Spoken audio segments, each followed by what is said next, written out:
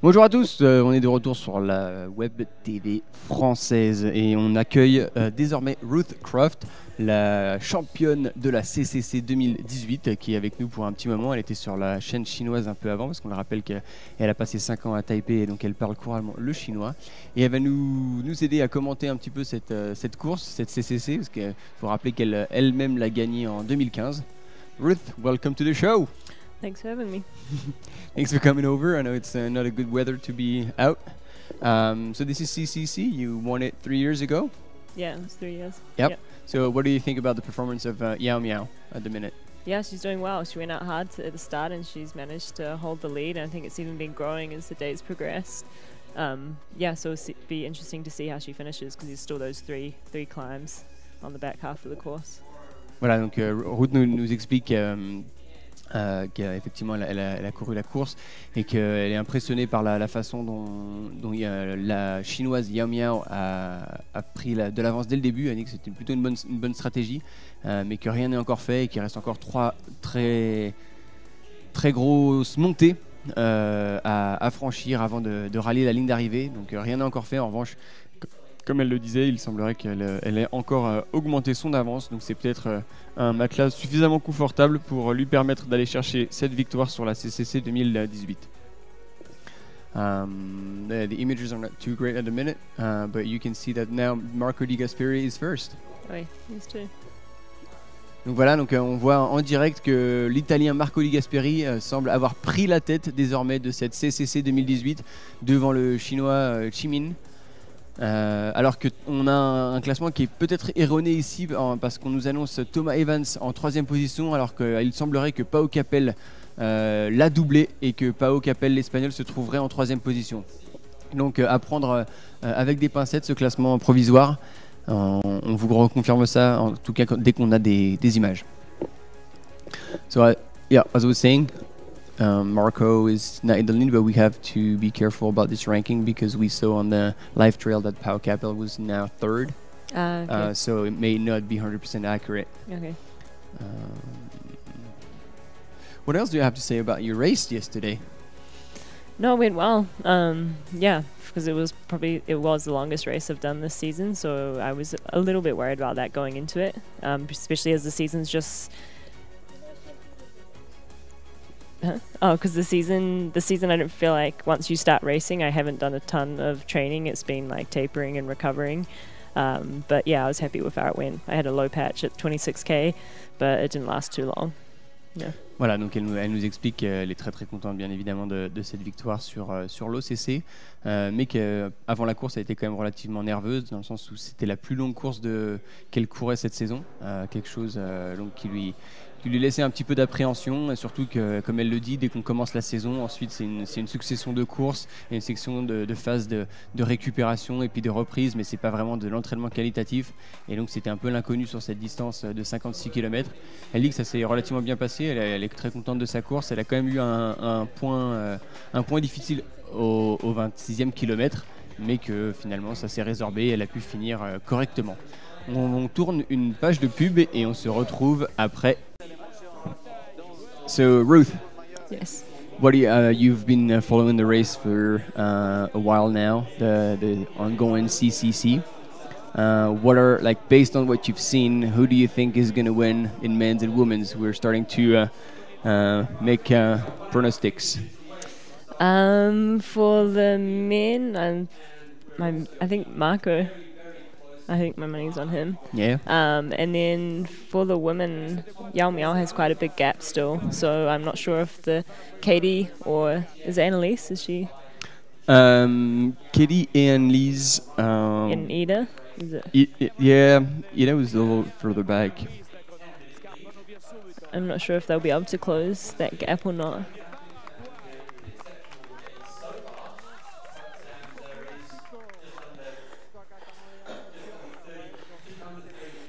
Voilà, donc moi je vais quand même vous traduire.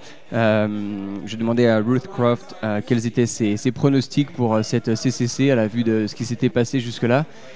Et elle continuait, elle met son pari sur Marco Di Gasperi qui semble revenir quand même assez costaud.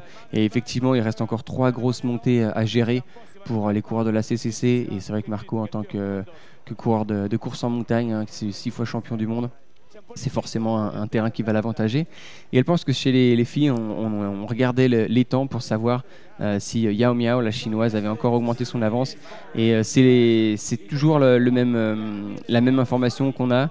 Enfin, pas la même information, mais la même différence de temps. C'est-à-dire que Yao Miao is 13 minutes ahead Okay. Yeah. in Champais. Okay. Champais Light. So that's what we had earlier. So they still have a long way to go. Yes, indeed. How did you feel when you went through that 3 years ago? Do you remember? No, I honestly don't have that good a memory, but I just remember you've got those 3 big climbs, and pretty much she was just hiking all of those, and then trying to get more time on the descent.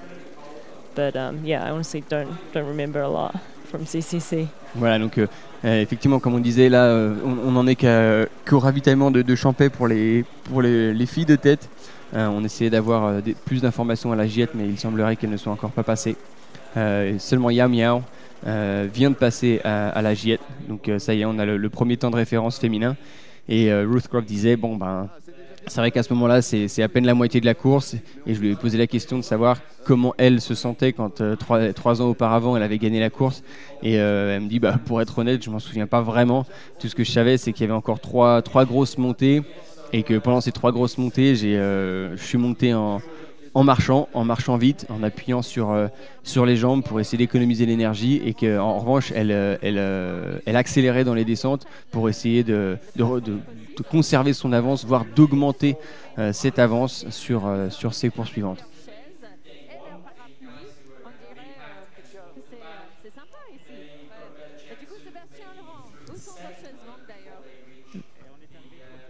Voilà, alors qu'on voit le replay de la course, là c'est à Fully, à 35e kilomètre. On voit que notre caméraman avait du mal à suivre le leader de chez les hommes, alors qu'on voit Marco Di Gasperi au ravitaillement de la Fully, à 41e kilomètre, pardon.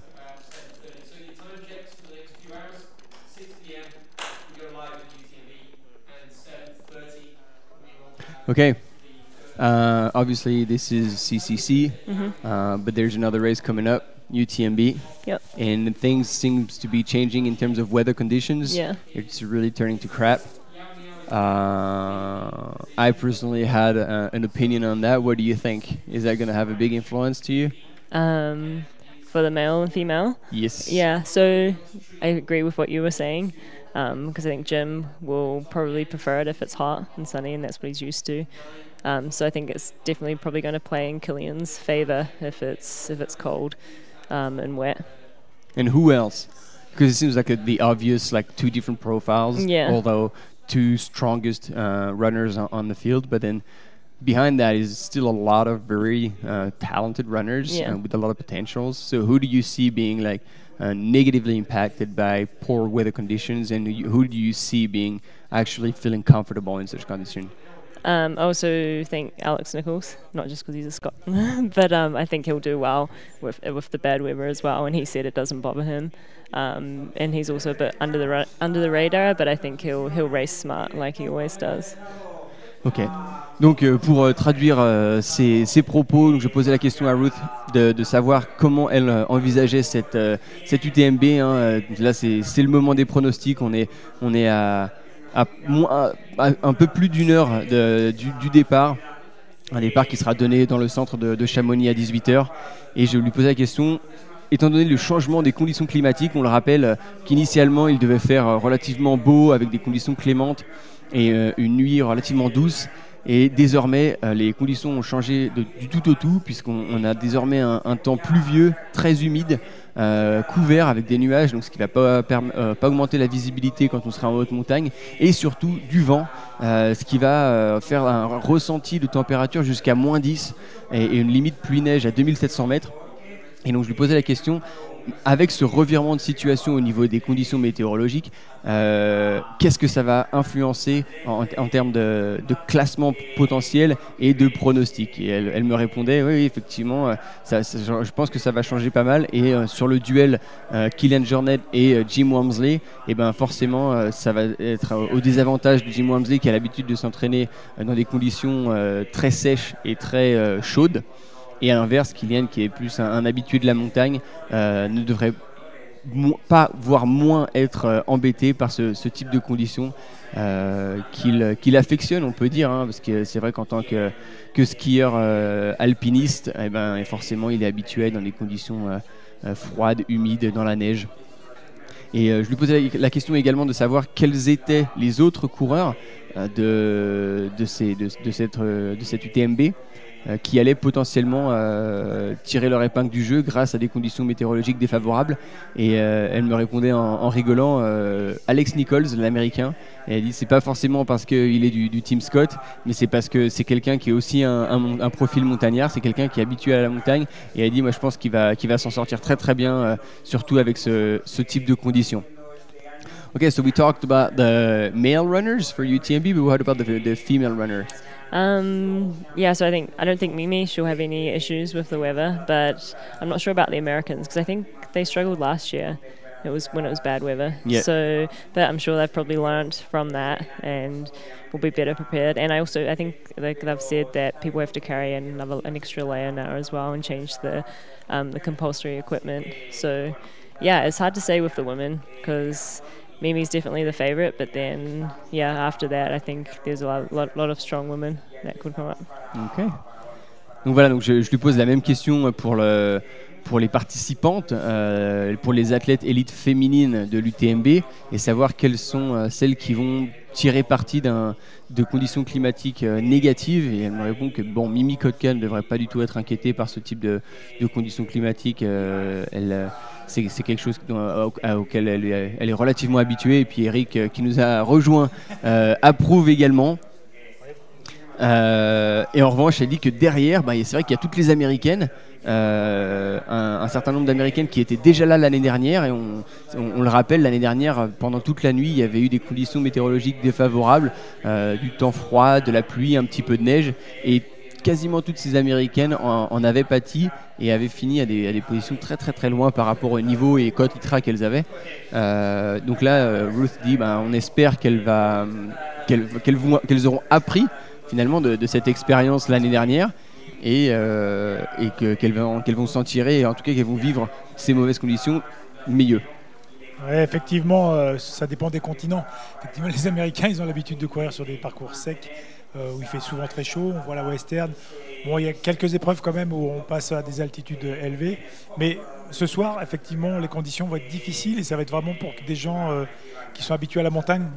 Par exemple, les Français comme Xavier Thévenard va être avantagé. Sébastien Camus, par exemple, il aime ce genre de conditions. Il y en a d'autres qui aiment un peu moins parce que c'est moins, entre guillemets, des montagnards. Et puis le froid, ça a des incidences quand même sur la gestion de course.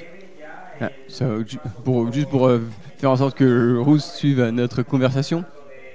So he was explaining that yes, indeed, the conditions are going to be different. A little bit what we said about Americans that are not so used to that, and he added the name Xavier Thévenard, who really shouldn't be for who bad weather conditions should not be a problem at all. Okay. We know like he's used to the mountains, and he has also a past and still present cross-country skier. He's very used to spending time in wet and cold conditions. Et on peut lui poser une petite question. Son pronostic, chez les hommes comme chez les garçons, parce qu'on fait les petits paris maintenant, on a presque 1 heure du départ. Ouais. Alors le pronostic de cette championne néo-zélandaise Ruth Cross sur la course des masculins et des féminins. Okay, so you've given your names for CCC. We wrote them down. What are your names for UTMB? The UTMB. Difficult. First, second, and third, or what? Or just Ah yeah, let's go 3 deep, men and women. Is everyone doing this, or just me? So far only you. You. Mais voilà, donc on pose la question à Ruth, quel est son tiercé gagnant de l'UTMB chez les hommes comme chez les femmes? Et elle lui demande, mais vous me demandez ça qu'à moi ou à tout le monde? Alors on dit, non, on va demander à tout le monde, donc si vous nous suivez, c'est maintenant qu'il faut nous envoyer vos pronostics par message sur la page de l'UTMB, sur le live. Envoyez-nous ça, premier, deuxième, troisième homme, première, deuxième, troisième femme, pour qu'on puisse commencer à voir un peu les pronostics, à voir les tendances qui se dégagent. Et puis vous pouvez aussi nous envoyer ça sur Twitter avec le hashtag UTMB Live. Et on peut avoir son avis quand même. Alors voilà, maintenant, what's Kylian, your Jim? opinion, first, second and third, men and women? And we've just asked the entire community who's listening to us, so you're not the only one. Okay. First would be Killian. Second would be. I'm still going to put Jim in there, even if it's bad weather. And then third, Alex Nichols. And do you want women as well? Yes. Um, Remember gender equality, men and women. Yes. Donc juste pour traduire, donc elle a dit avec le temps je mets Kylian devant. En revanche, je mets quand même Jim malgré les conditions météorologiques défavorables. J'ai pas envie de le sortir de ce trio. Et ensuite elle dit pour la troisième place Alex Nichols, un autre Américain. Ah oui, ça Fred Bousseau nous en a parlé. Il est très en forme, hein, Alex Nichols. Et oui, il faut pas oublier que c'était fin juin. Fin juin, il a battu le record de la Nolan's 14, donc qui est, pour ceux qui ne connaissent pas, c'est relier 14 sommets de plus de 14 000 pieds, donc plus de 4 000 mètres d'altitude, dans le Colorado. Et la particularité, c'est qu'il n'y a pas de chemin. Donc, c'est-à-dire que c'est les coureurs qui choisissent leur propre itinéraire pour relier chacun de ces sommets. Et alors bien évidemment il y a un itinéraire conseillé entre guillemets, mais c'est une évolution sur un terrain qui est extrêmement accidenté, il y a énormément de dénivelé. Cette traversée représente à peu près 100 miles, hein, donc c'est cette distance là. En revanche il y a encore beaucoup plus de dénivelé, je crois qu'on est à 14 000 mètres, et il a battu le record absolu qui était détenu par Iker Carrera, hein, un coureur d'ultra qu'on connaît plutôt bien. C'est pas un débutant. Voilà, donc c'était déjà une grosse référence. Et aux dernières nouvelles, voilà, il aurait récupéré parfaitement de ce record. Donc il est en canne, Alex Nichols, et c'est peut-être très intelligent de le mettre sur la troisième marche du podium. Les paris sont lancés chez les femmes. Les paris sont lancés. Alors voilà. Chez les femmes. And now women. For the women, first I put Mimi, second Claire Gallagher, and then third Joe Meek. Mimi Cocta en première position, hein. Effectivement, qui est ultra favorite. Hein. Oui, tout à fait. On en parlait. Alors après, encore une fois, hein, ça c'est nos pronostics personnels, mais c'est vrai que Mimi Kotka, moi je pense que personnellement, la seule chose qui peut la faire perdre, c'est elle-même. C'est-à-dire une gestion de course trop agressive sur un début de parcours. La distance est longue, c'est son premier 100 miles. On sait qu'elle est costaud, on sait qu'elle a fait le job. Mais voilà, la route est longue. Est-ce qu'elle va tenir? C'est ça la distance. Voilà, donc je pense que à l'image du Russe qui était parti très très fort dès le début, oui, il a tenu. il a tenu, mais finalement sur la fin il en a manqué un tout petit peu. 2 minutes. Voilà, c'est quand même vraiment rien. Alors que si elle part de façon un peu plus prudente sur le papier, elle a vraiment un niveau au-dessus de toutes les autres. Donc sans taper dans ses ressources. Et on pourrait envisager un scénario où elle passe la nuit avec ses poursuivantes en groupe pour être sereine et ensuite attaquer la deuxième partie et rentrer dans le vif du sujet ensuite. Claire Gallagher en deuxième position et puis en troisième Joe Meek, la Britannique. Voilà. Oui.